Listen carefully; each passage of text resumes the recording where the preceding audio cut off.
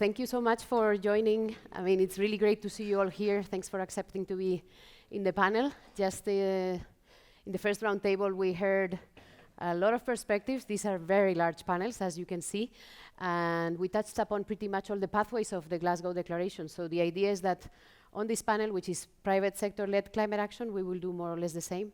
But of course, you will be hearing the comments from colleagues from their perspective, which is the private sector. So not to lose more time, I would like to invite Megan Morikawa. She's Dr. Megan Morikawa, Global Sustainability Director at Iberostar Group. She will share with us a presentation of Iberostar Climate Plan so we can understand what's in there, how they developed it.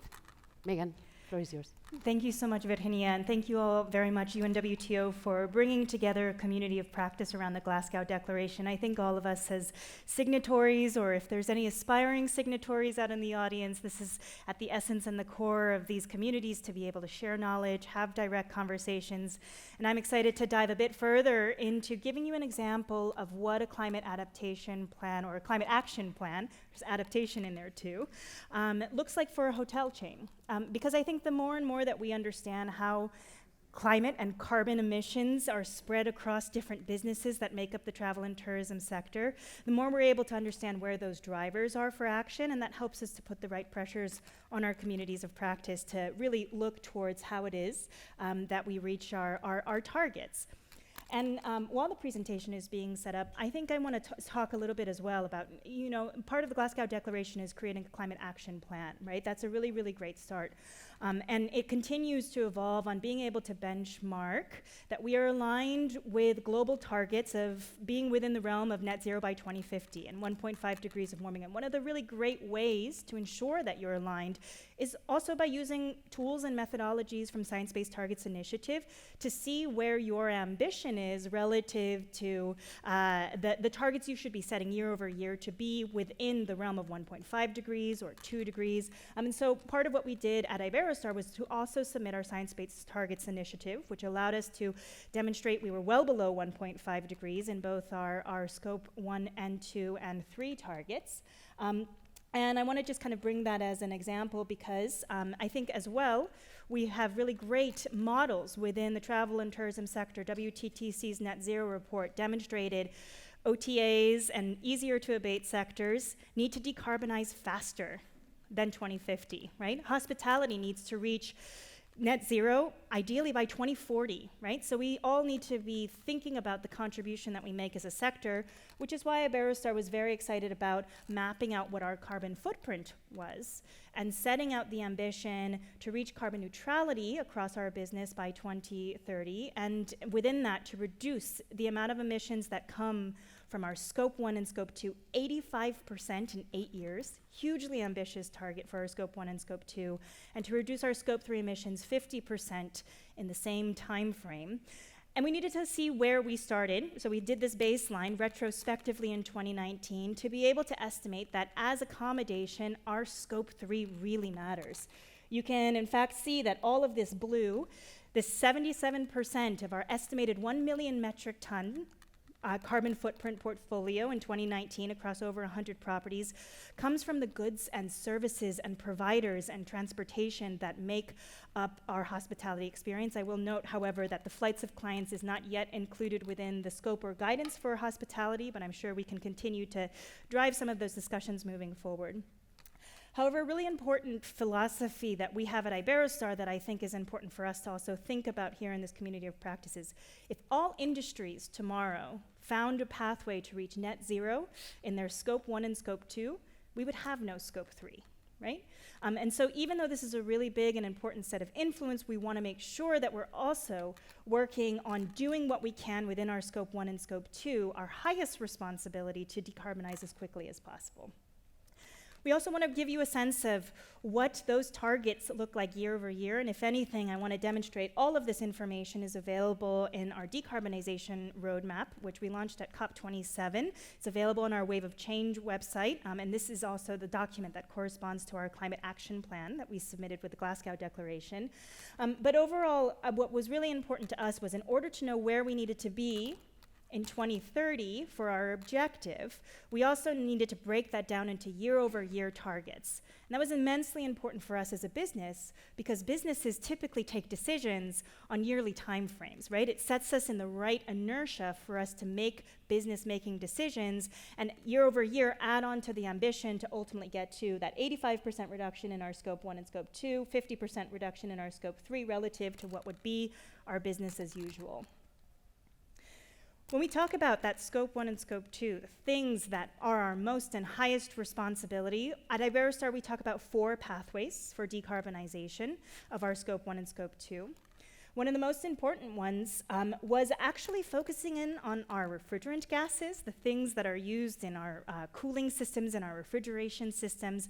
Turns out that contributed nearly half of all of our direct emissions, and it's only a few thousand kilos of refrigerant gases that we're dealing with across our properties. So it was a real low-hanging fruit for us to focus in on something really specific in our properties. But we also are very interested in building the infrastructure for a renewable future, which means reducing our Scope 1, our direct emissions from gases and combustion, by electrifying our operations. We have a very aggressive plan on electrification of our hotels. We just opened up our first fully retrofitted hotel, fully electrified in Mallorca, and we have another set of hotels fully electrified in Montenegro as well. It's very important for us to drive renewable energy decisions in our destinations. You'll see that this is one of the most important components. And then also looking on optimizing our energy consumption. You can see what this actually looks like in a reality. I'll draw one point here to our attention, which is that you can see this huge green bar that is about the reduction that we make in order to hit our goal.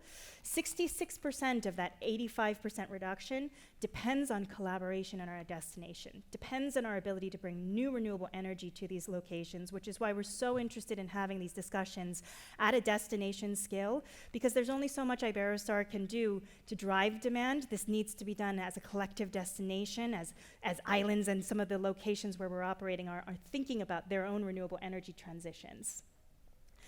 Another really important lesson that we learned in driving action so quickly in our decarbonization strategy was that we needed to make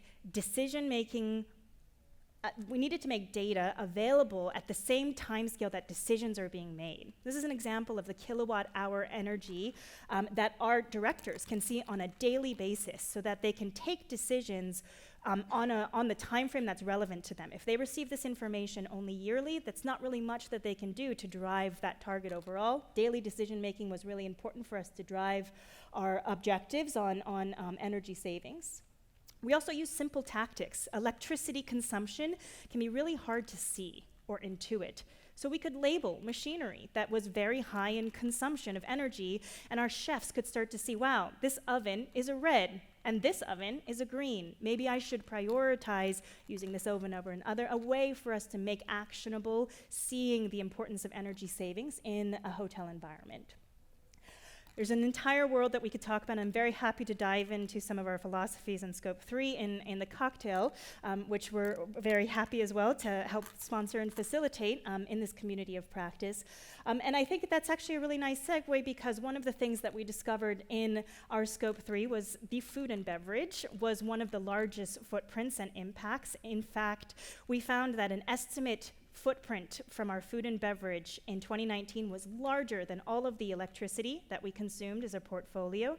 So really a demonstration that we need to take steps that we can. You can see this purchase of goods and services is that very large green bucket there that indicated where we needed to focus on collaborating with partners in our value chain to drive actions.